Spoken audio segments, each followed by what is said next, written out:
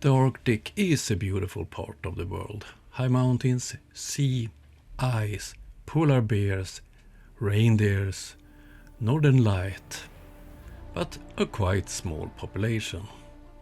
At the same time, a part of the world that becomes more and more important and a place for espionage and sabotage. Let's have a closer look on that.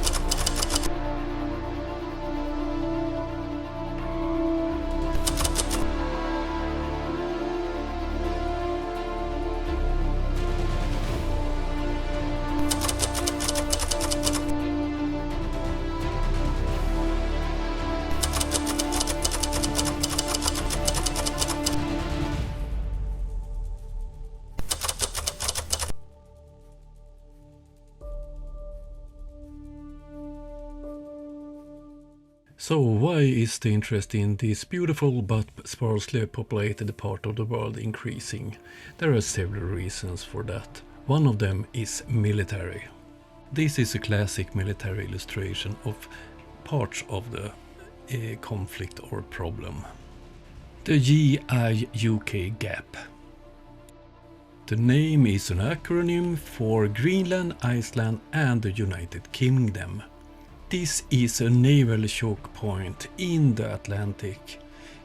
To get out or into the northern part of Europe by sea, you have to pass through GIUK gap or through the English Channel.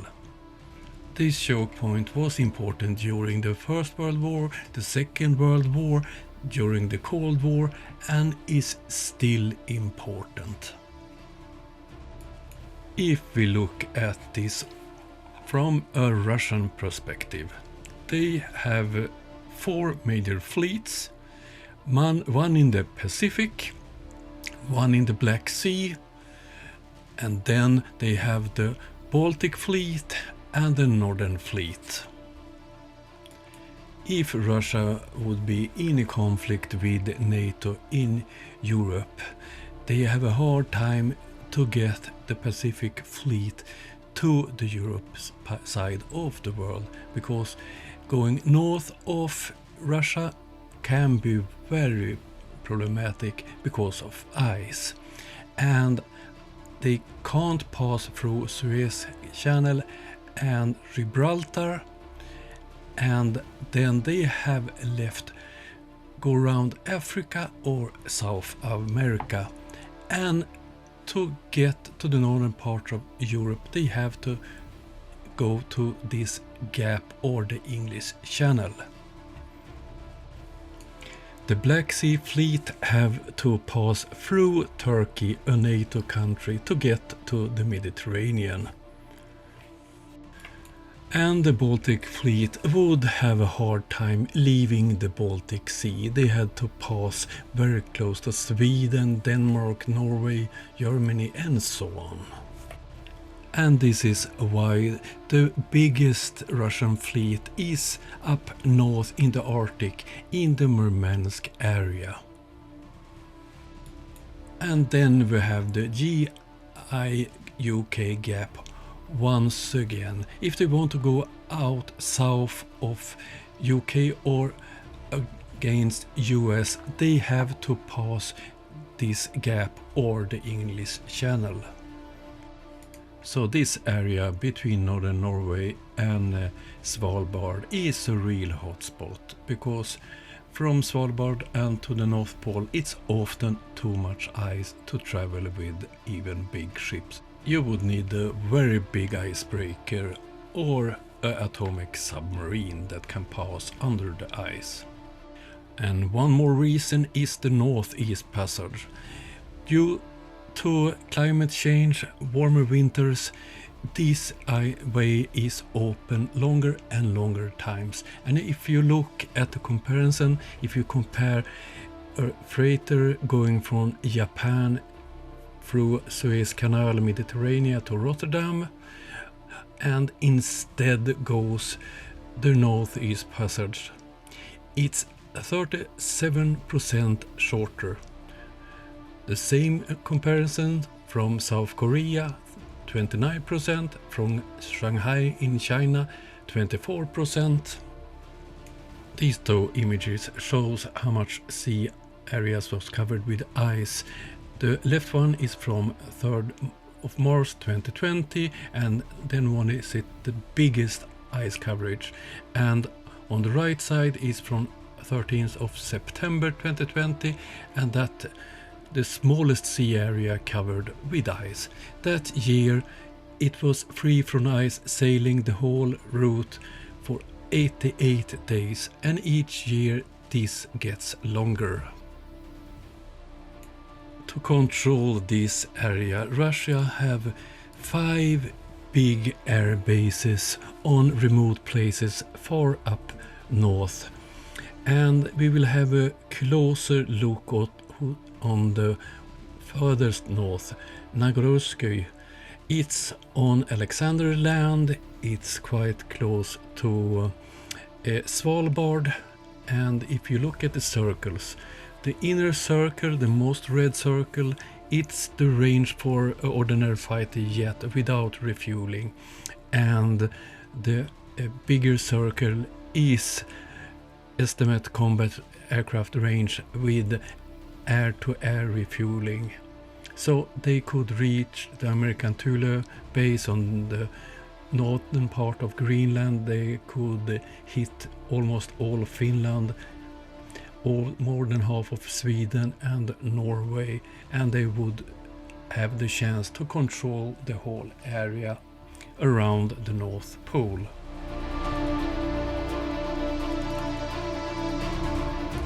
This base was built in the 50s and had the same function as the Thule base on Greenland for US.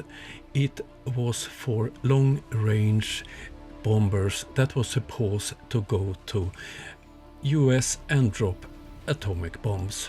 But lately they started to work and rebuild it. You see the images here. It's a modern facility, and they built one more airstrip, so they have 2, and the longest is 3,500 meters long.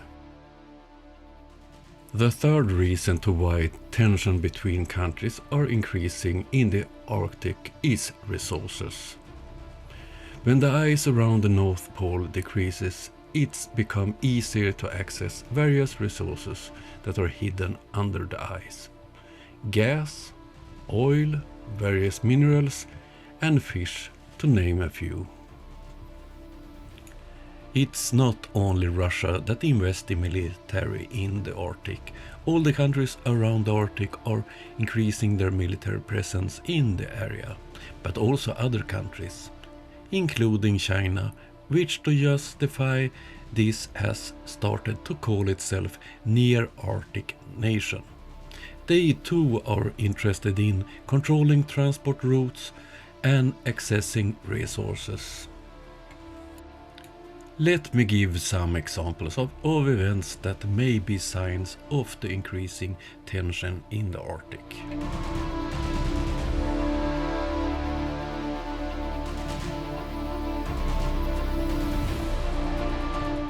Love Ocean, Lofoten Vesterålen Ocean Observatory. It's a research infrastructure located outside Lofoten Vesterålen in the Arctic parts of Norway. It's providing real-time physical, biological and chemical observations from the ocean. It have a lot of different sensors, and it contains 5 cables and 2 autonomous science nodes. The base infrastructure contains the fiber optic high voltage cables and 3 subsea distribution units distributing power and fiber to science nodes. Among the science instruments this observatory is equipped is hydrophones. Let's listen to 2 examples of recording from that facility.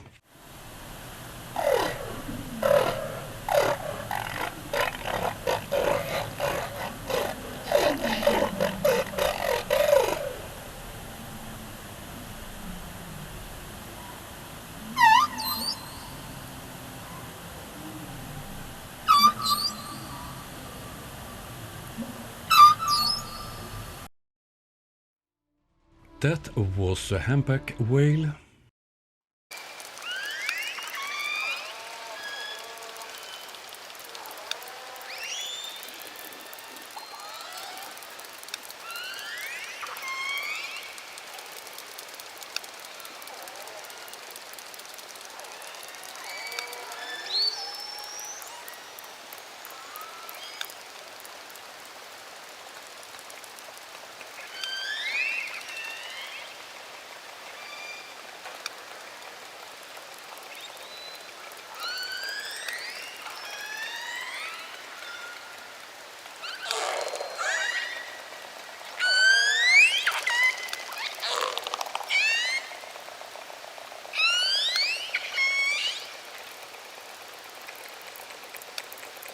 And there was a dolphin.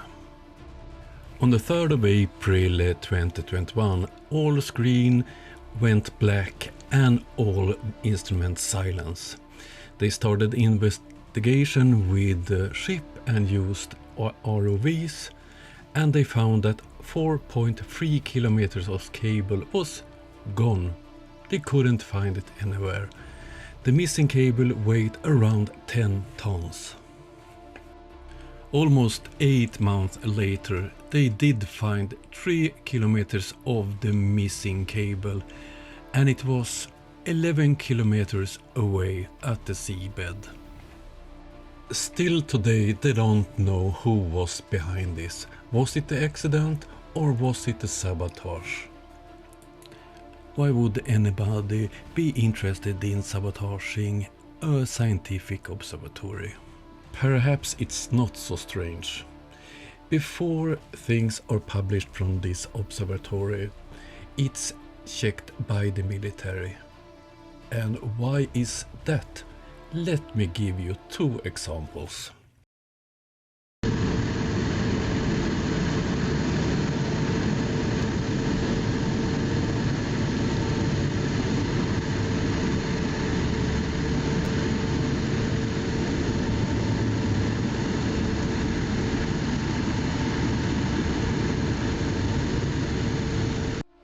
That was a small fishing vessel.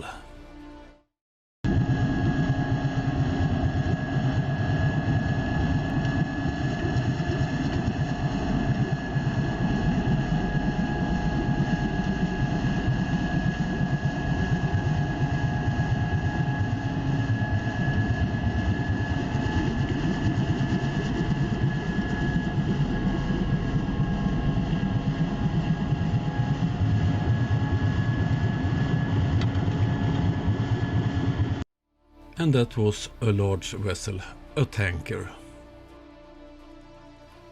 The sound of humpback whales, dolphins, tanker and fishing vessels is not a military secret.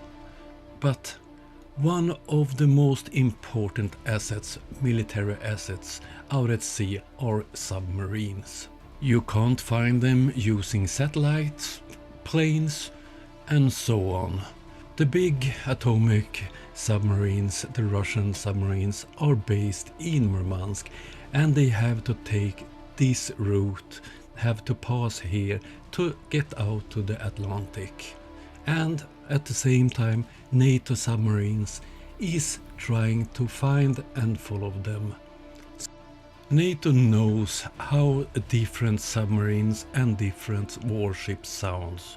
So this is important information, and the same goes for the Russian.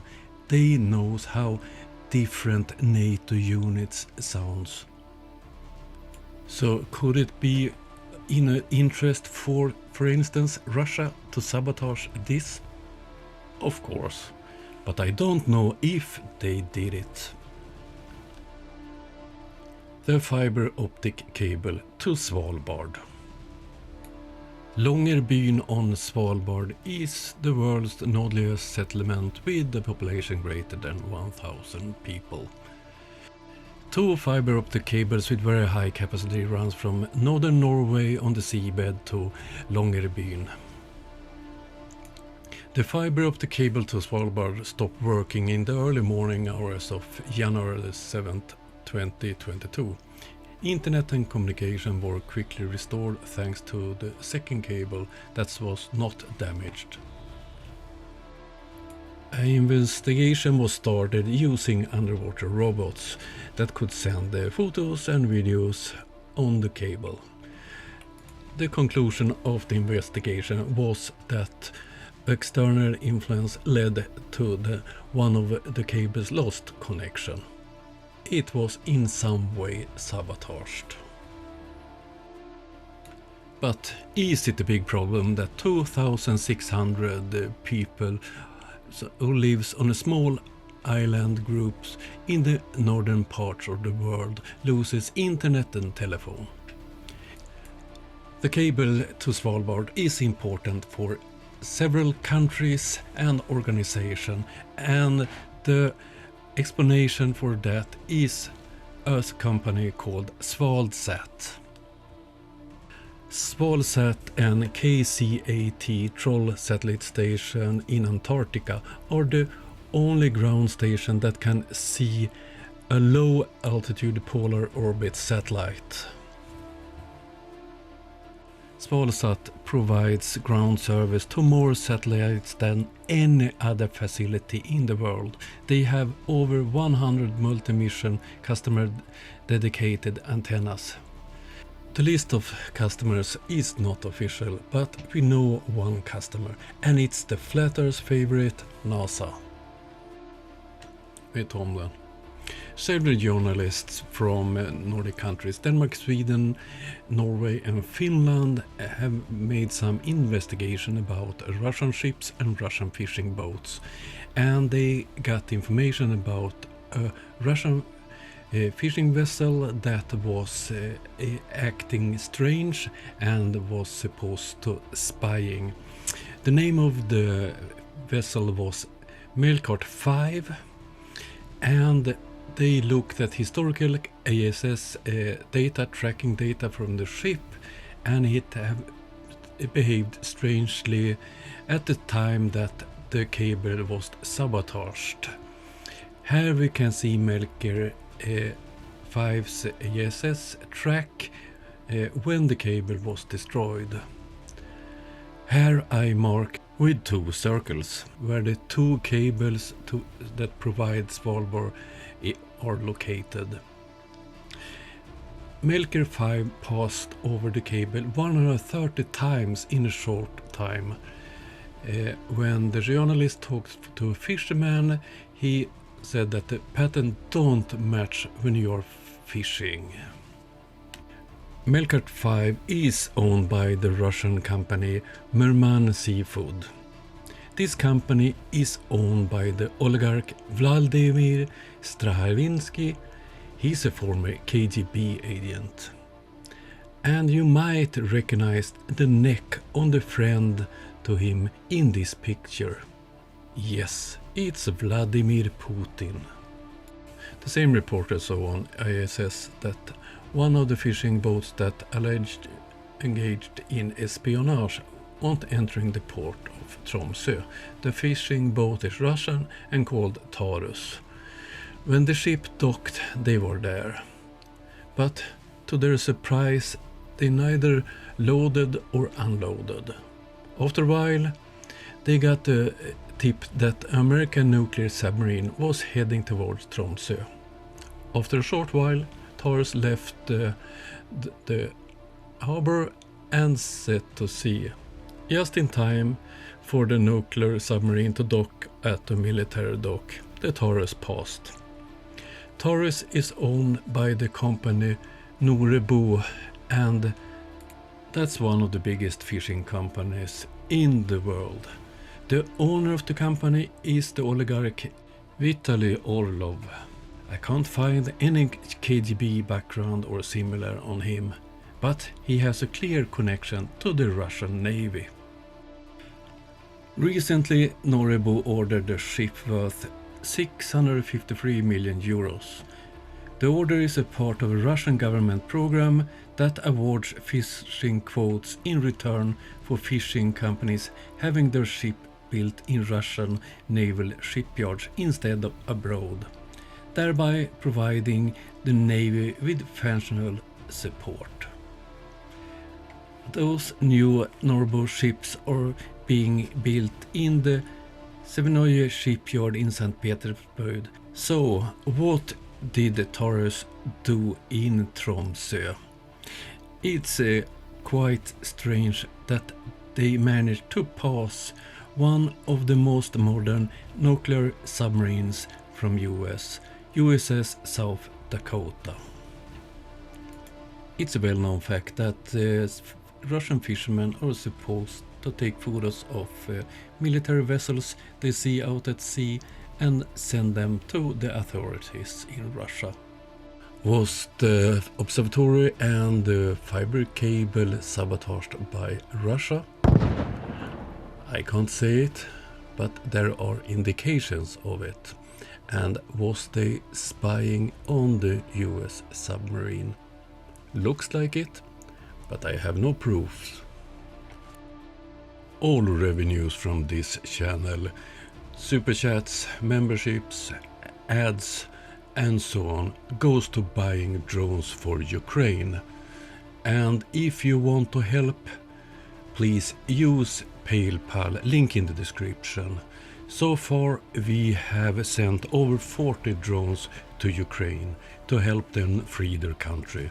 And I'm starting to sell my knives, my handmade knives, as you see on the screen, and the revenue for that are also used to buying drones. And every month I give away one knife to someone who have donated. That was all I had for you this time. I hope you come back. If you liked it, click like, subscribe, become a member, or just come back next time I'm showing a video. Have a nice day. Bye.